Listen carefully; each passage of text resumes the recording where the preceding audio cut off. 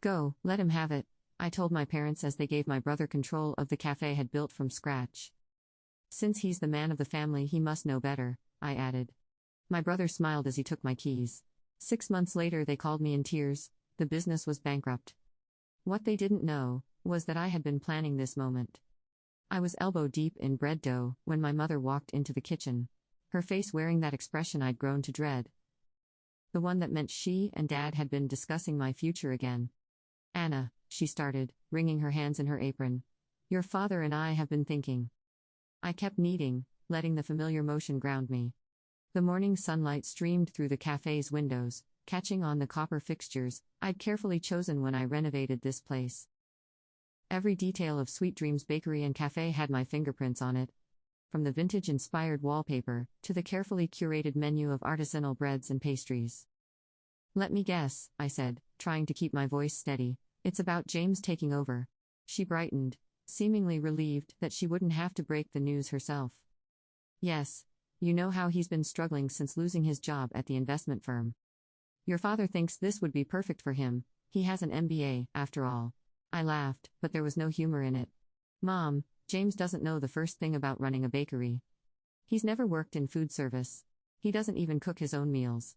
But he understands business," she pressed on. "Numbers, management, all those things you struggle with." I finally stopped kneading, turning to face her fully. "Struggle with? Mom, I've turned a profit every month since we opened. I paid back the startup loan in half the expected time. The cafe has a waiting list for specialty orders." But I could see my words weren't registering. In my parents' eyes, I would always be the impulsive daughter who dropped out of business school to attend culinary arts programs. Meanwhile, James would always be the golden child, even after getting fired for risky trading decisions that cost his firm millions. "Your father's already discussed it with James," she continued, as if I hadn't spoken. "He's very excited about the opportunity.